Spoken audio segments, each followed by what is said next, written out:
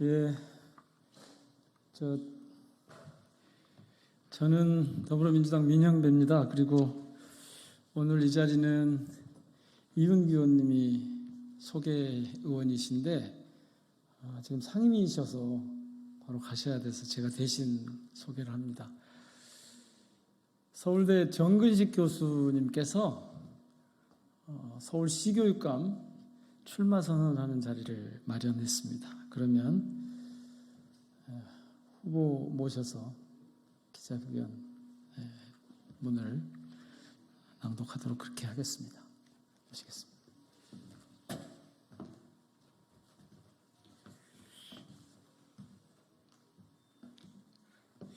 예, 존경하는 서울 시민 여러분, 그리고 언론인 여러분, 저는 오늘 진보진영 교육감 후보 단일화의 지지부진한 상황에 대해 깊은 우려를 표명하기 위해 이 자리에 섰습니다. 교육 관련 토론의 장이 되어야 할 교육감 선거가 특정 후보의 자격 논란으로 인해 후보도 정책도 공약도 아무것도 보이지 않게 되었습니다. 우리는 이번 서울시 교육감 보궐선거에서 조희연 전 교육감의 혁신 교육을 잇는 진보 교육의 승리를 위해 단결해야만 합니다. 그러나 지금은 진보 진영 내부의 갈등과 소통 부재로 인해서 단일화 과정이 제대로 이루어지지 못하고 있는 안타까운 상황입니다. 저는 이런 위기 의식 속에서 진보 후보들 간의 끝장 토론을 제안합니다. 모든 후보가 공개적으로 검증을 받고 진보 교육의 미래를 위해 누가 가장 적합한지 명확하게 밝히는 자리가 필요합니다. 우리 스스로가 투명하게 검증을 받고 시민들의 눈앞에서 교육 철학과 정책 비전을 직접 평가받아야 합니다. 진정한 단일화는 이 과정을 통해서만 이루어질 수 있습니다. 우리는 교육이 단순한 지식 전달이 아닌 정의와 공정성을 바탕으로 미래를 위한 기초를 다지는 과정이라는 점을 잘 알고 있습니다. 그렇기에 이번 선거는 결코 한 개인의 욕망이나 이익을 위한 자리가 되어서는 안 됩니다. 자금 문제가 되고 있는 광노현 후보님의 문제가 지금 우리 민주 진보 진영의 후보 단일화에 큰 부담이 되고 있는 것도 사실입니다. 진보 진영 교육감 후보들 간의 연대와 협력을 이끌어내는 길은 서로 명확히 검증하고 합리적인 토론을 통해 결정하는 것입니다. 저 정근식은 이러한 끝장 토론을 통해 진보의 힘을 모으고 서울 교육의 미래를 위한 명확한 선택을 제시할 준비가 되어 있습니다. 모든 후보들께 정중히 요청드립니다. 우리 모두가 공개적으로 시민 앞에서 교육 정책과 비전을 논하고 검증받는 자리를 만들도록 합시다. 끝장 토론은 진보 교육을 사랑하는 모든 시민들께 신뢰를 회복하고 미래 교육을 위한 방향을 제시하는 기회가 될 것입니다. 다만 솔직하고 투명한 그런 토론에 부담이 되는 후보는 제외될 수 있습니다. 진보 교육의 승리를 위해 저를 포함한 모든 후보들이 국민 앞에서 당당하게 정당하게 평가받는 자리가 마련되어야 합니다. 이번 선거에서 우리는 윤석열 정부의 불통과 잘못된 교육 정책을 바로잡는 그런 기회를 만들어가야 합니다. 우리 스스로의 단결과 책임 있는 검증 과정을 통해 미래 세대를 위한 교육의 길을 만들어 가겠습니다. 저 정근식은 이러한 솔직하고 투명한 그런 토론을 통해서 진보의 단일화를 실현하고 나아가서 서울 교육의 발전을 담보할 수 있는 그러한 책임을 다하겠습니다. 서울시민 여러분, 그리고 진보 후보 여러분, 공개 토론의 장에서 함께 모이십시다. 감사합니다.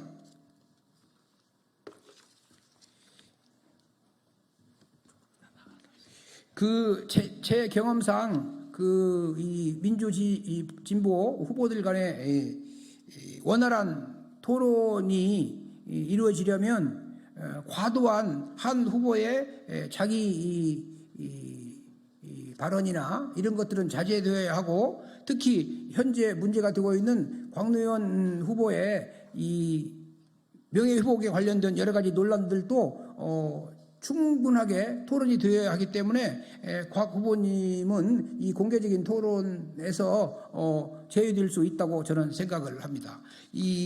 제가 말씀드린 대로 이런 토론회는 한 개인의 욕망이나 이익을 위한 자리가 되어서는 안 된다고 저는 확신하고 있습니다.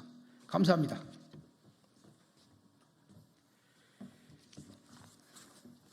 예, 혹시 추가로 궁금하신 내용은 백브리핑을 통해서 하시도록 물으시면 답변을 드리도록 하겠습니다. 제가 조금 전에 소개하면서 그 예비후보 등록 사실을 몰랐었는데요. 정근식 교수님이 서울시 교육감 예비후보로 이미 등록을 하신 상태고요. 오늘 회견은 후보 출마에 관한 것이 아니고 후보 단일화 토론에 관한 것이었음을 알려드립니다. 예, 밖에서 뵙겠습니다. 고맙습니다.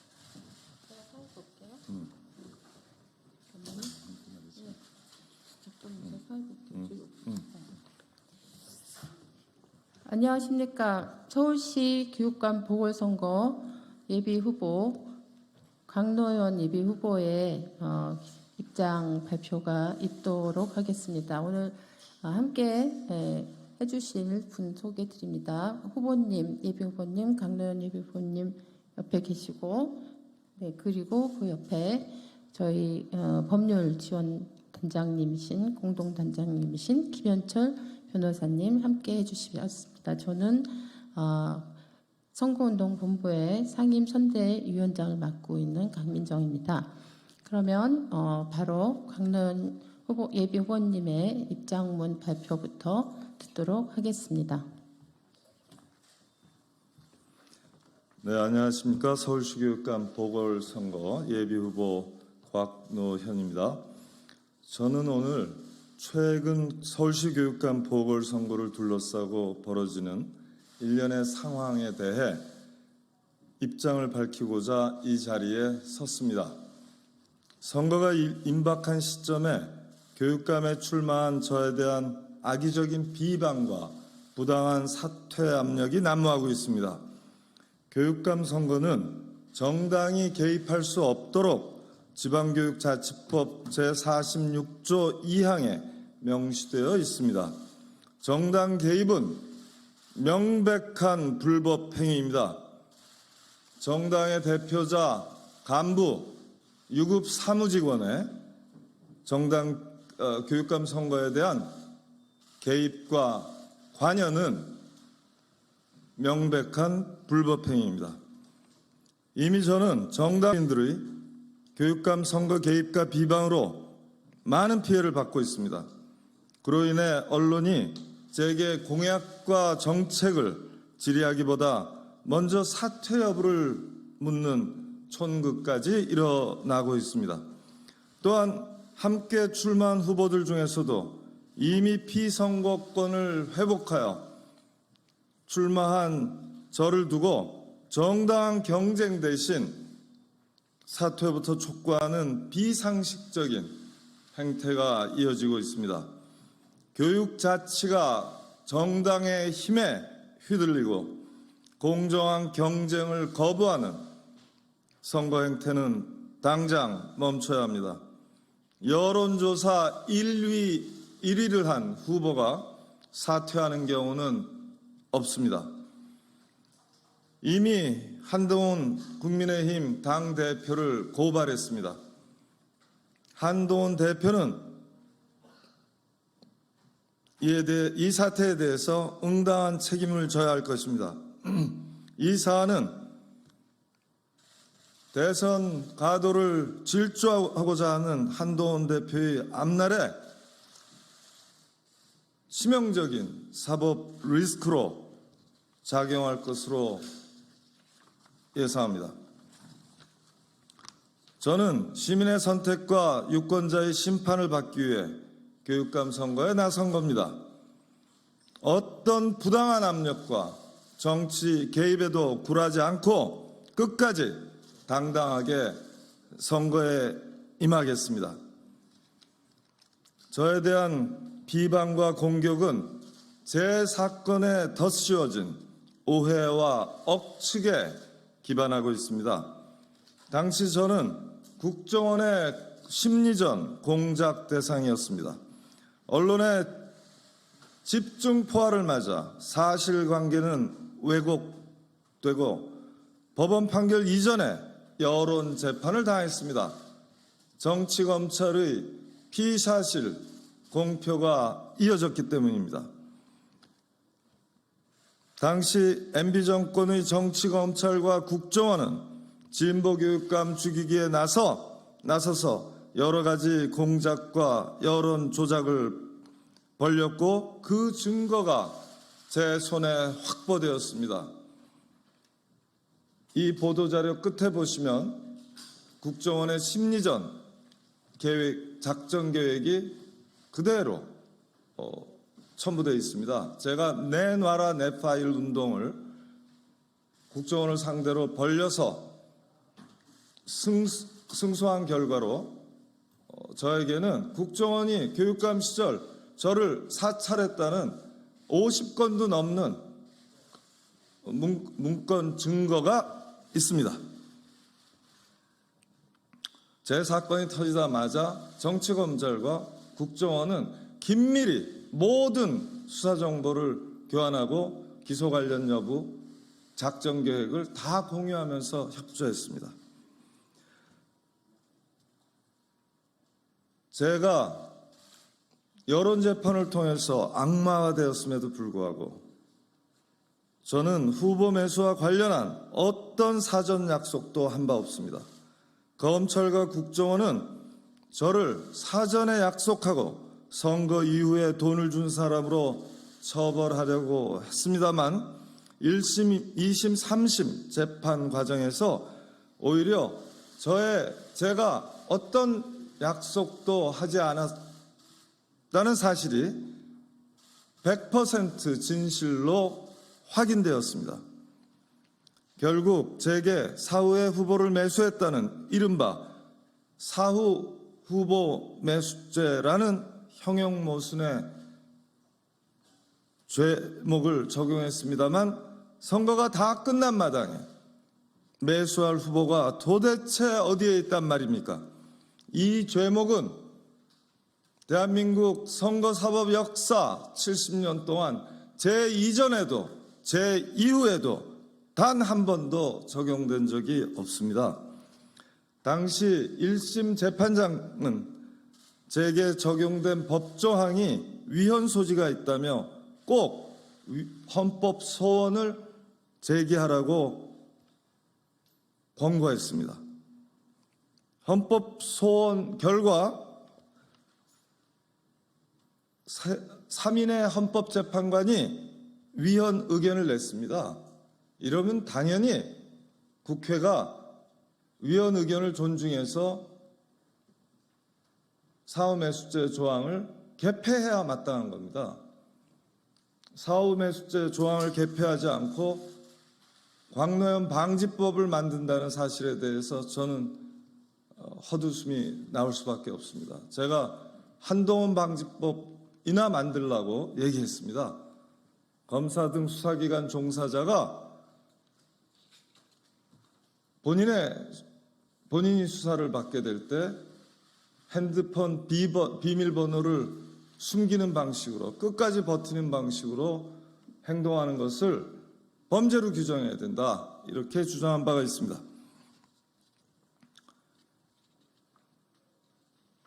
자, 1심 재판장도 헌법재판관 3인도 제게 적용된 죄목은 위헌 소지가 몹시 크다고 한 겁니다. 이것이 사건의 핵심입니다. 그럼에도 불구하고 지금의 언론은 지금까지도 저를 사전 약속을 하고 그 대가를 지불한 후보 매수범으로 계속 묘사하면서 낙인 찍고 있습니다. 점점 더 그 주홍 글씨가 강해지고 있습니다. 이것은 명백한 사실 왜곡입니다. 법적 대응도 적극 추진할 생각입니다. 지금 저는 조영 교육감마저 정치검찰에 의해 내쫓긴 위기의 서울교육을 지키고자 나섰습니다. 저로부터 시작해서 10년 넘게 뿌리내린 교육혁신의 동력이 멈추는 것을 가만히 두고 볼 수는 없습니다. 날로 심화되는 교육 불평등을 공교육의 힘으로 극복해서 더 이상 아이들이 상처받지 않고 자신의 꿈과 희망을 키워나갈 수 있는 발판을 만들어야 됩니다. 또 퇴행하는 윤석열 교육정책을 탄핵하고 멈출 수 없는 혁신 미래교육을 다시 진전시켜야 합니다. 특히 뉴라이트 세력이 교육마저 지배하려는 사태를 두고 볼 수 없습니다.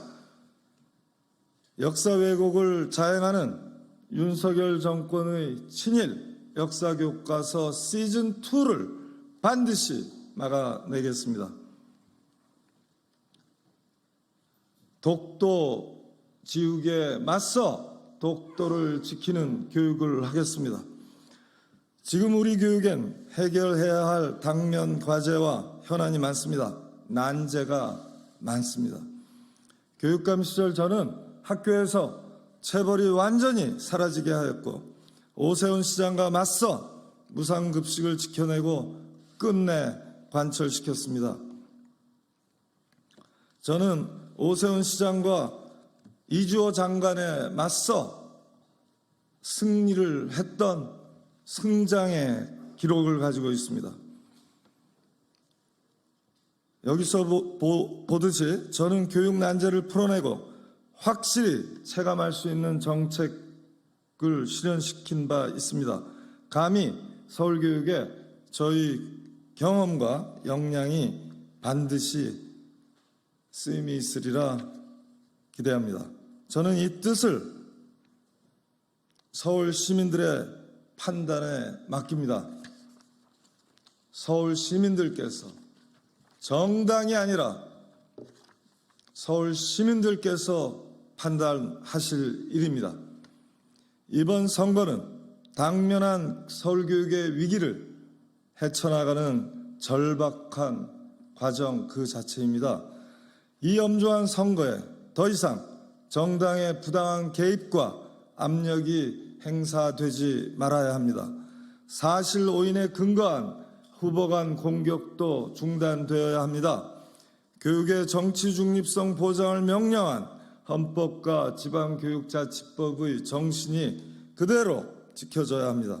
그리고 공정한 경쟁으로 유권자의 현명한 선택이 내려질 수 있도록 최선을 다할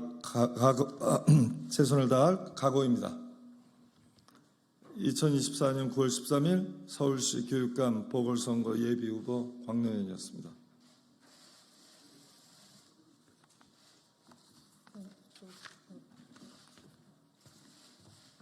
네, 다음에는 지금 법률적으로 좀 두 가지 문제에 대해서 우리 김현철 변호사님께서 간단하게 설명을 해주시도록 하겠습니다. 첫 번째는 이번에 저희가 한동훈 국민의힘 당 대표를 고발하면서 적용됐던 지방교육자치법과 관련된 설명이고, 다른 하나는 사후 매수제와 관련돼서 간단한 설명을 드리도록 하겠습니다.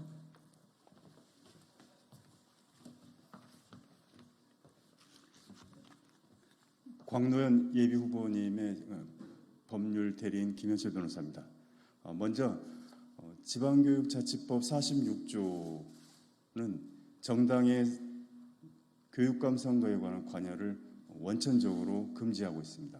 제1항은 정당은 교육감 선거에 후보를 낼 수 없다고 규정하고 있고, 제2항은 정당의 대표자 그리고 간부, 유급 사무 직원은 선거에 관여해서는 안 된다고 규정하고 있습니다. 혹자는 이번 한동훈 대표의 논평에 대해서 정당의 대표자가 그 정도의 평가를 할 수 있지 않느냐라고 의견을 말하는 사람이 있습니다. 그러나 옳지 않습니다. 예를 들어서 SNS에 악수를 하는 사진을 찍거나 또는 후보자를 지지하는 기사를 정당의 대표자가 SNS에 올리는 것도 이 사건 조항에 해당됩니다. 왜냐하면 이 법률은 명확히 행위를 정하고 있습니다.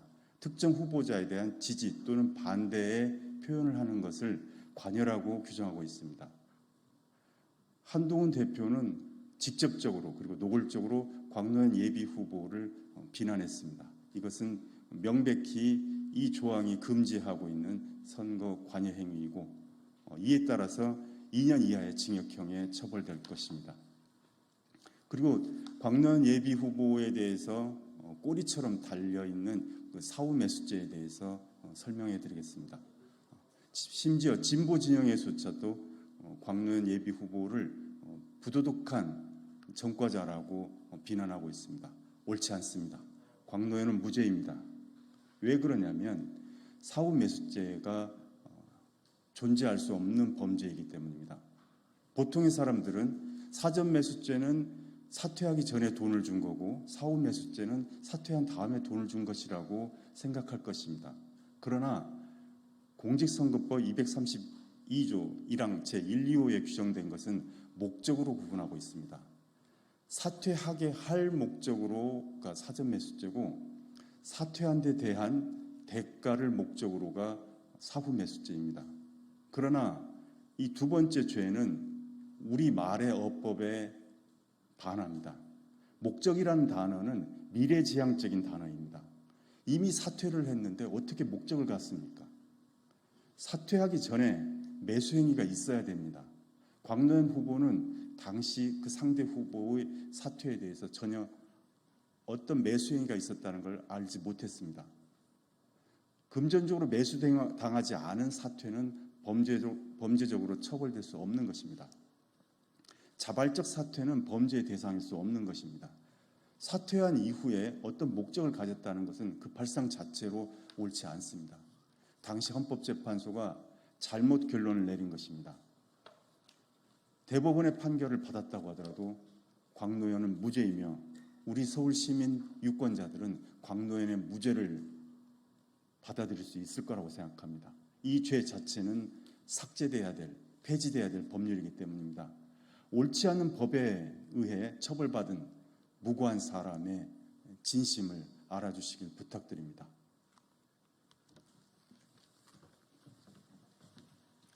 네, 이상으로 기자회견을 마치도록 하겠습니다. 혹시 질의응답이 필요하신 분은 바깥에 백불에서 진행하도록 하겠습니다. 감사합니다.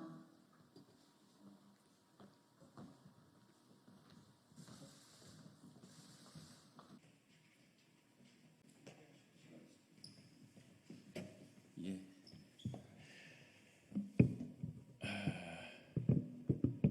이모식 안녕하십니까. 국회 과학기술정보방송통신위원회 여당 간사 최영두입니다. 우리 여당 의원 일동들이 지금 진행되고 있는 야당의 일방적인 현안 질의에 대해서 긴급 성명을 발표하겠습니다. 더불어민주당이 이제는 법원의 결정도 부정하고 경찰 수사의 외압까지 행사하는 위법적 사태로 치닫고 있습니다. 더불어민주당은 다수 의석을 무기로 지난 22대 국회 개원 이후 과학기술정보방송통신위원회에서 지난 100일 동안 이미 임기가 끝난 MBC 박문진 이사 임기 무한 연장에 매달리고 방송심의위원회의 정당한 방송심의를 방해해왔습니다. 지난 100일 동안 과학기술계와 국민들은 방송 지배 구조에만 매달리는 과방위를 해체해야 한다는 여론까지 높아지고 있습니다. 더불어민주당이 오늘 진행하고 있는 이른바 현안 질의는 법원의 결정도 무시하고 딥페이크 성범죄 차단, 왜곡 편파 허위 조작 뉴스 심사 업무를 담당하는 방송심의위원회 업무를 방해하려는 위법적 월권 행위일 뿐입니다. 오늘 야당 단독으로 진행되고 있는 이른바 현안 질의도 법원의 결정에 정면 배치되는 내용입니다. 공권력의 탄압이라는 터무니없는 주장을 하고 있지만 법원은 공공기관을 상대로 민원을 제기한 국민의 사생활과 개인정보는 엄격히 보호돼야 마땅하다는 전제 아래 개인정보 유출 경위를 수사토록 허용한 것입니다. 허위 조작 뉴스, 편파 왜곡 방송을 심의해달라는 민원이 누군지, 그 누군지를 공공기관 내부에서 누군가 파악해서 외부로 유출하는 것은 심각한 범죄 행위입니다. 더욱이 그 개인정보가 특정 정파적 목적을 가진 세력에게 입수되어서 정치 공세 수단으로 악용되는 것은 도저히 용납할 수 없는 정치 공작이라고 할 수 있습니다. 국회의원 수가 많다고 손바닥으로 하늘을 가릴 수는 없습니다. 법원의 영장 발부 판단도 무시하고 이제는 경찰과 수사기관을 불러서 수사에 외압을 가하려는 더불어민주당의 무도한 행위는 반드시 국민의 철퇴를 받을 것입니다. 무엇보다 AI 과학기술정보통신 정책과 입법에 정집중해달라는 국민과 과학기술계 그리고 혁신생태계의 간절한 소원을 외면하고 또다시 편파적 정파적 방송 지키기에 매달리는 민주당의 행태는 저희 국민의힘이 용납하지 않을 것입니다. 예, 감사합니다.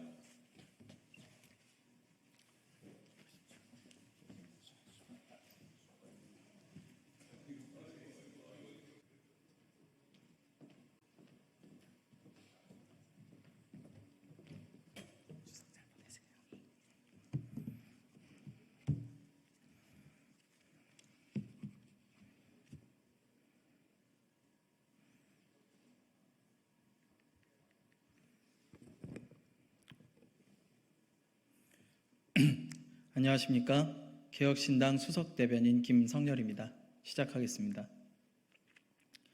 손 씨가 유죄면 김 씨도 유죄입니다. 도이치모터스 주가 조작 사건에 돈을 댄 이른바 전주 손모 씨가 실형을 받았습니다. 재판부는 주가 조작 범죄를 알면서도 이를 도운 혐의로 손 씨에게 방조죄를 적용하였습니다. 손 씨는 계좌만 빌려주었고 자신은 직접 주가 조작에 가담하지 않았다 변명했지만 재판부는 이를 인정하지 않았습니다. 이미 수차례 들어왔던 변명입니다. 김건희 여사와 최은순 씨가 해온 주장과 크게 다를 바가 없습니다. 음주운전도 안 말리면 방조죄로 처벌되는데 하물며 주가 조작에 계좌를 빌려주고도 무죄라 하는 것은 후한무치한 주장일 뿐입니다. 게다가 검찰은 김 여사와 최 씨가 이로 인해 수십억의 이익도 챙겼다고 보고 있습니다. 단순 방조가 아닌 공범이라 해도 무리가 아닙니다. 이제 빠져나갈 구멍이 없습니다. 손 씨가 유죄면 김건희 여사도 유죄입니다. 무엇을 했느냐가 아니라 누가 했느냐가 판단의 기준이 되면 안 됩니다. 검찰이 이번 판결을 보고도 김 여사의 주가 조작 혐의에 대해 봐주기 수사로 일관한다면 특검을 피할 길은 없습니다. 한 비자는 법과 규율이 없는 정치는 국민을 불행하게 만든다고 하였습니다. 윤석열 정부는 더 이상 법과 규율을 망가뜨리지 마십시오. 국민을 불행하게 만들지 마십시오. 대통령도 현직 영부인도 그 누구도 법 앞에 예외일 수 없습니다. 명징한 법의 판단을 통해 법치를 바로 세우고 국민을 행복을 지켜주시기 바랍니다. 감사합니다.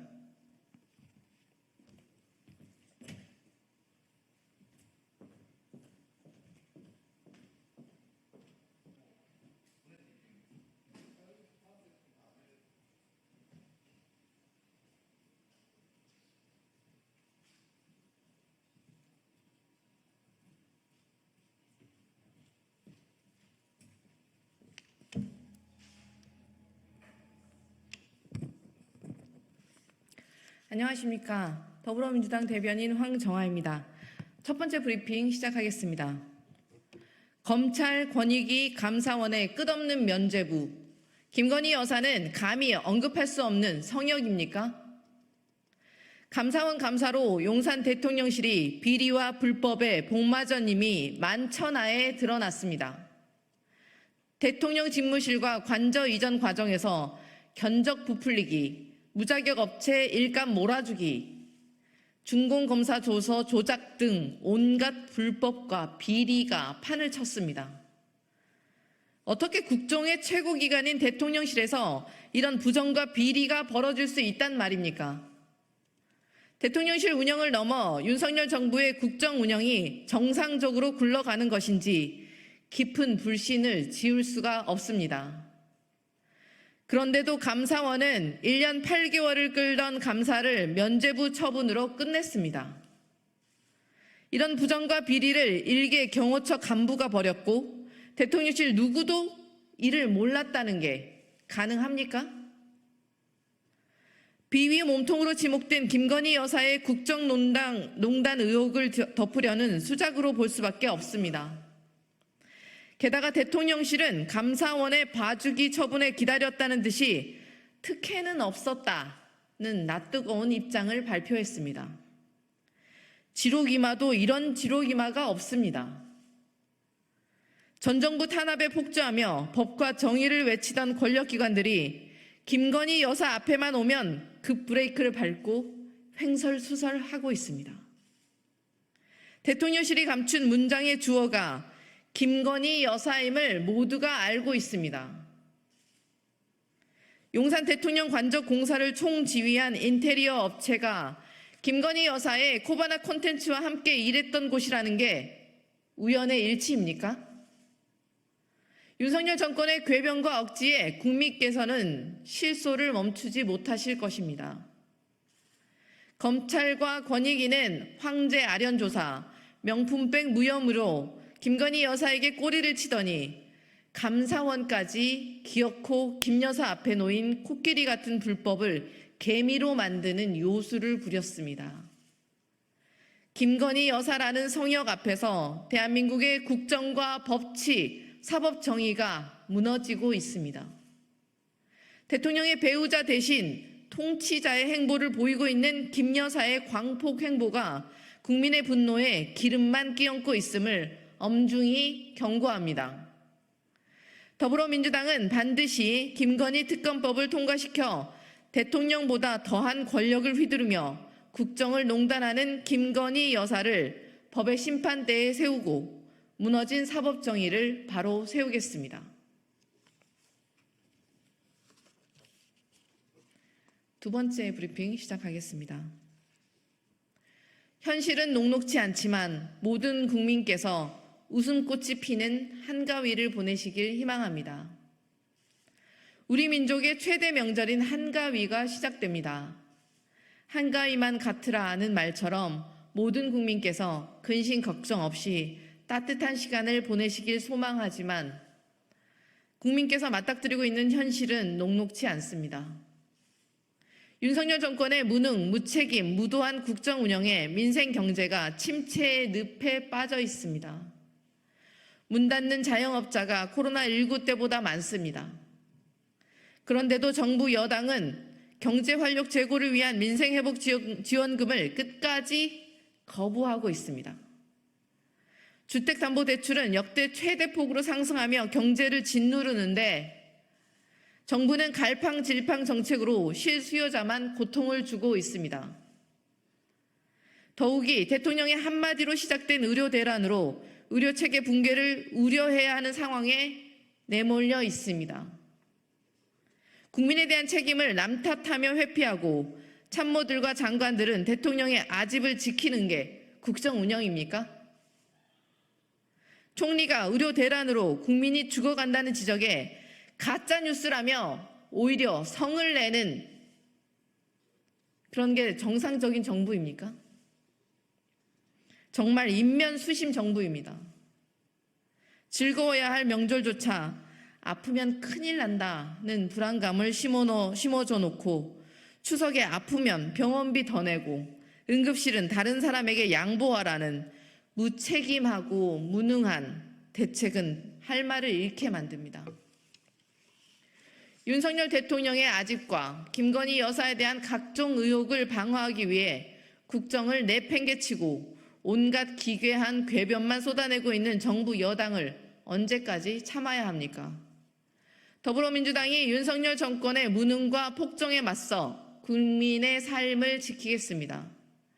현실은 녹록치 않지만 추석 명절을 맞아 모든 국민께서 웃음꽃이 피는 한가위를 보내실 수 있도록 최선을 다하겠습니다.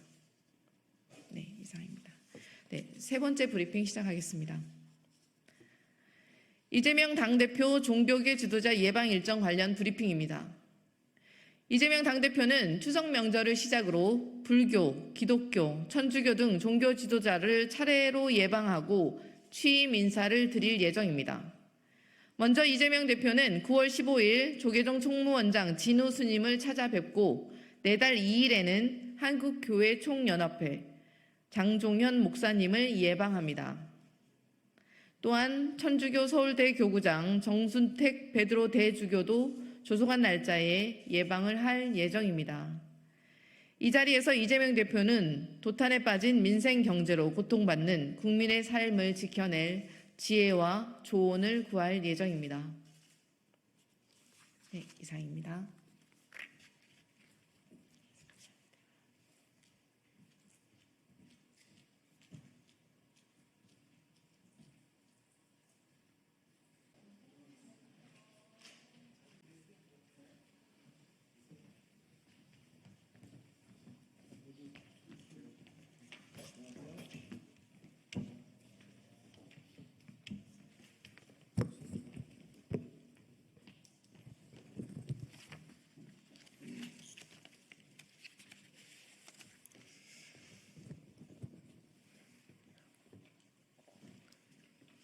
네, 오늘 더불어민주당 검찰독재대책위원회가 오늘 발족을 했습니다. 발족을 한 이후에 저희가 첫 번째 긴급 기자회견을 갖게 되었습니다. 오늘 긴급 기자회견 내용은 도이치모터스 전주가 유죄를 받았는데 이와 관련해서 김건희 여사에게로 적용을 한다면 어떻게 될 것인가, 이런 면에서 특검은 반드시 필요하다라는 말씀을 드리고자 이 자리에 서게 됐습니다. 윤석열 정부가 들어선 지 2년 반이 넘었습니다. 민생은 파탄나고 우리 경제, 안보, 국방 모든 분야에서 빨간불이 울리고 있습니다.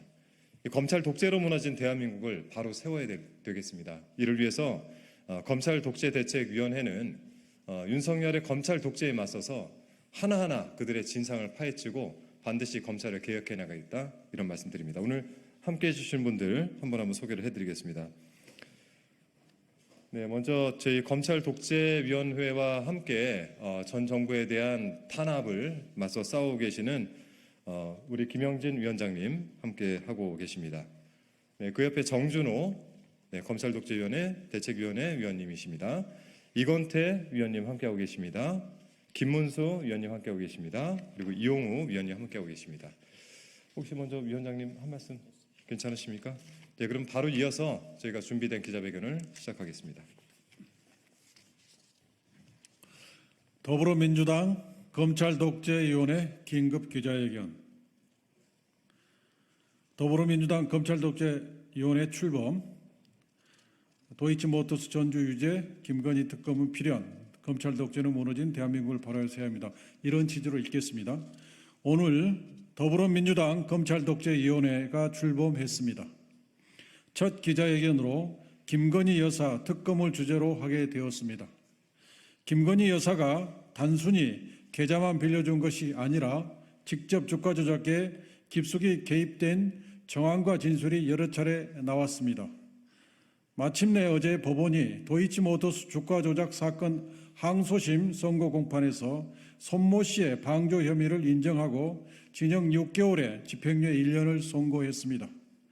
그동안 대통령실은 1심에서 무죄를 받은 손모 씨를 거론하며 봐라, 손모 씨가 무죄이니 김 여사도 무죄다는 입장이었는데 이젠 어떤 입장을 내놓을지 궁금합니다. 사건의 전주였던 김 여사의 계좌 3개가 주가 조작에 동원되었다는 사실이 밝혀졌고 통정매매 의혹이 있음에도 기소조차 되지 않았었는데 더 이상 혐의를 피할 길이 없는 판결이 나온 것입니다. 대통령실 논리대로라면 손모 씨가 유죄이니까 김 여사도 유죄인 겁니다.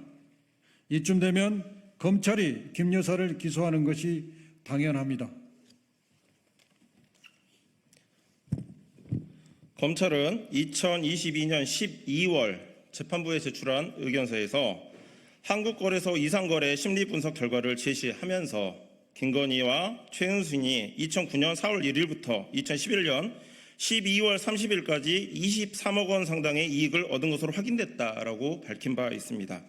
검찰은 이처럼 이미 김 여사가 이상거래를 통해 약 13억 9천만 원의 수익을 얻었다는 의견서까지 제출하고도 기소를 하지 않았습니다.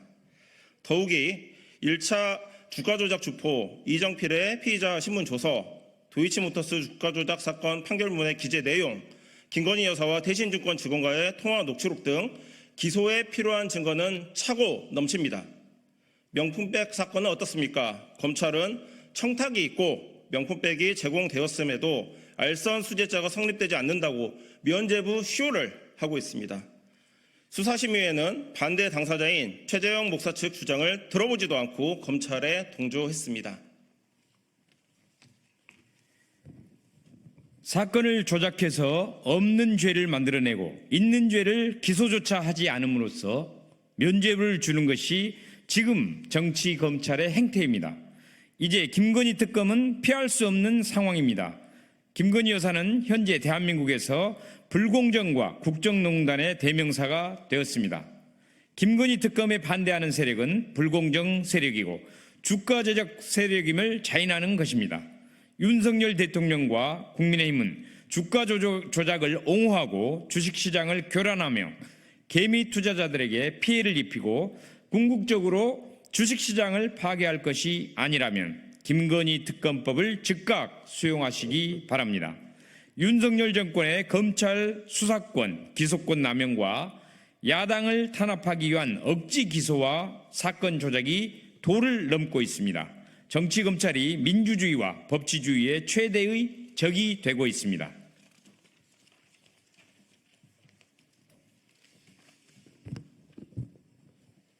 이 나라의 최대 암적 존재는 검찰이다.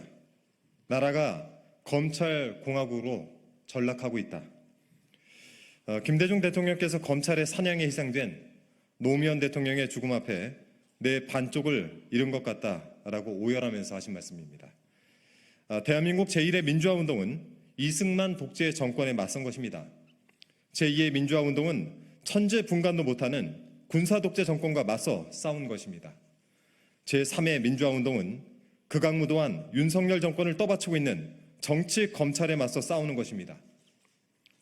이재명 대표를 잡아 가두려고 수백 건의 압수수색과 여러 번의 구속영장 청구에도 번번이 실패하자 이제 쪼개기 기소와 재판을 통해서 일주일 내내 법정에 가두려는 법정연금, 정치 탄압을 시도하고 있는 것입니다. 오늘은 이재명 대표지만 악랄한 탄압을 막지 못한다면 제2, 제3의 희생자가 나올 것이고 야당 정치인 전체가 법정연금이란 정치 탄압을 받게 될 것입니다. 지체된 정의는 정의가 아니고 뒤늦은 진실은 고통스러운 현실을 바꿀 수 없습니다. 지금 당장 제3의 민주화 운동에 나서야 합니다. 검찰 적폐 행태를 국민 앞에 소상히 밝히고 검찰 독재로 무너진 대한민국을 바로 세워야 합니다. 김건희 특검이 그 시작입니다. 네, 더불어민주당 검찰 독재 대책위원회 2024년 9월 13일 저희 첫 번째 기자회견이었습니다. 추석을 맞아서 명절 건강히 보내십시오라는 인사로 대체하겠습니다. 요즘 의료 대란으로 병원을 찾기가 어렵습니다. 건강한 추석 맞이하시기 바랍니다. 고맙습니다.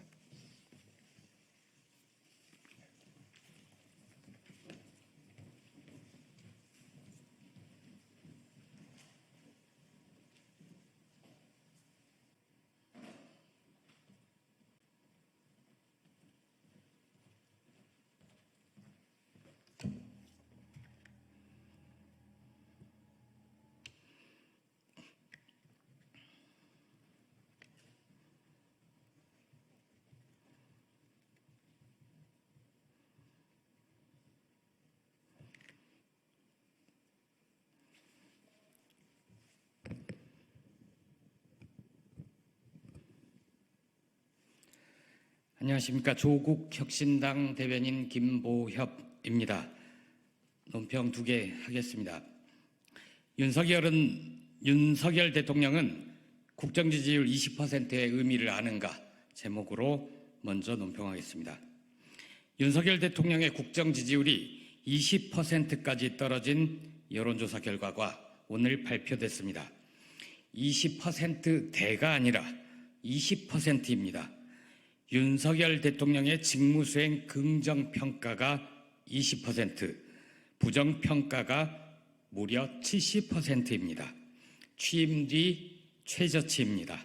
정상적인 국정운영이 불가능한 정도입니다. 지난 대선에서 윤석열 후보에게 투표했던 분들 중 상당수도 이제 등을 돌렸다는 의미입니다. 20이라는 숫자는 무도하고 무능하고 무책임한 윤석열 검찰 독재 정권에 대한 엄중한 심판 여론입니다. 윤 대통령과 용산 대통령실이 부디 지지율은 늘 바뀌는 거라 일희일비하지 않겠다라고 생각하지 않길 바랍니다. 벼랑 끝입니다. 20% 지지율은 이미 국정 운영이 불가능한 수준입니다. 앞 숫자가 1로 바뀌는 순간 바로 떨어지는 겁니다. 스스로 대통령직에서 물러나거나 억지로 끌려 내려오거나 둘 중 하나밖에 없게 될 것입니다. 윤 대통령 부부가 추석 연휴 동안 무엇이 어디서부터 잘못됐는지, 국민의 대표자인 국회와 야당을 어떻게 대해야 할지, 국정을 대하는 태도를 어떻게 바꿔야 지지율 추이를 바꿀 수 있는지 진지하게 고민하길 권합니다. 민심이라는 바다는 배를 띄우기도 하지만 언제든 뒤집어 엎을 수 있다는 경고를 가슴 깊이 새기길 바랍니다.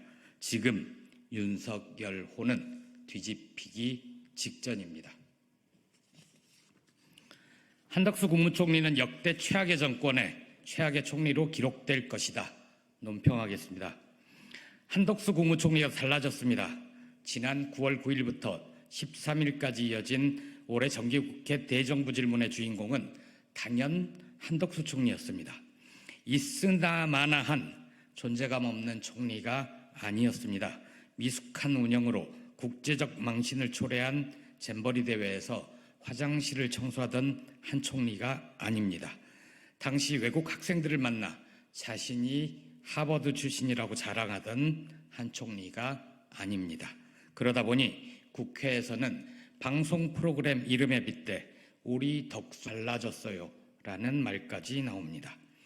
한 총리는 첫날 대정부 질문에서 첫 질문자로 나선 박지원 더불어민주당 의원을 상대로 버럭 소리를 지르다가 만담에 가까운 대화를 주고받는가 하면 박 의원을 대통령님이라고 부르는 실수도 했습니다.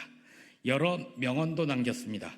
경제 분야 대정부 질문 답변 때는 경제는 좋은데 민생이 좋지 않을 뿐이라고 했습니다. 한 총리는 독도를 분쟁 지역처럼 보이게 하는 열등한 외교라는 망언도 남겼습니다. 지난해 대정부 질문 때는 독도는 우리 땅 맞습니까? 라는 질문에 절대로 아닙니다를 여러 차례 외쳐 실언을 한 적이 있었죠. 그에 비하면 엄청난 발전입니다. 장병 정신교육교재 독도를 분쟁 지역이라고 표기했다가 전량 폐기한 일이 있습니다. 한 총리 재직 기간 중 일입니다. 현재는 용산 대통령실 국가안보실장으로 자리를 옮긴 신원식 국방장관 때 일입니다.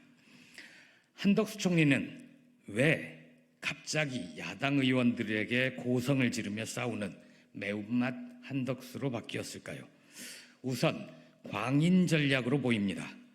한 총리에 대한 비하 발언이 절대 아닙니다. 외교 혹은 협상 전략, 싸움의 기술에 관한 전문 용어입니다.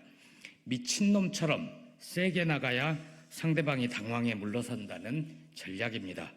지난 4.10 총선 참패 뒤 사의를 표명했던 한 총리는 윤석열 대통령과 임기를 같이 할 수밖에 없는 운명이라고 판단한 것 같습니다.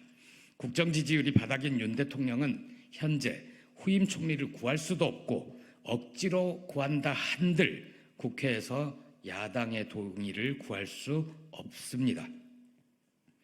다른 하나는 양규 전략입니다. 고려 거란 전쟁에서 화살을 맞고 선체로 죽어 영웅이 된 양규 장군처럼 윤 대통령에게 쏟아질 온갖 비난의 화살을 대신 맞고 윤석열, 김건희 공동정권을 보호하겠다는 전략 아닌가 싶습니다. 그렇다면 실패입니다. 그러기에 한 총리는 너무 작습니다. 윤 대통령 부부를 향한 비판의 화살은 국정 운영 이외의 것도 아주 많습니다. 혹시 대통령 권한대행을 염두에 둔 행보일 수도 있겠다 싶습니다. 3년은 너무 길다고 생각하는 국민이 압도적으로 많습니다. 조국혁신당은 그 민심의 주파수를 맞추고 탄핵추진위원회를 구성해 가동 중입니다. 오랜 관료 생활과 두 차례의 총리 경험을 가진 한 총리도 윤 대통령이 임기를 채울 것이라고 장담하지는 못할 겁니다. 그렇다면 자신이 일정 기간 대통령 권한대행을 맡을지도 모르는데 과거의 유약한 이미지를 벗어나는 게 급선무라고 판단했을 수도 있습니다. 그것도 아니라면 윤 대통령이 아니 한 총리는 정치도 오래 한 분이 그 정도밖에 못합니까? 국회 가서 저 대신 좀 제대로 싸우세요 라고 명령을 했고 한 총리가 그저 윤 대통령의 명령에 충실하게 따르면서 싸우고 있을지도 모릅니다. 한 총리가 어떤 이유에서 순한 맛 한덕수에서 매운맛 한덕수로 바뀌었는지는 알 도리가 없습니다. 하지만 분명한 것은 하나 있습니다. 대한민국 역사의 역대 최악의 정권의 최악의 총리로 기록될 것입니다.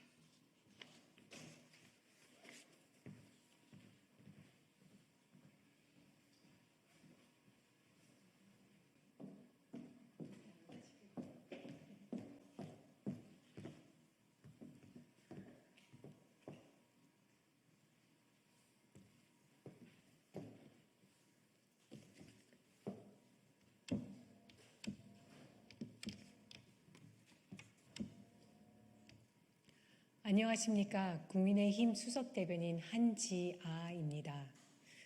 의료계의 입장을 존중하며 그 어려움 또한 이해합니다.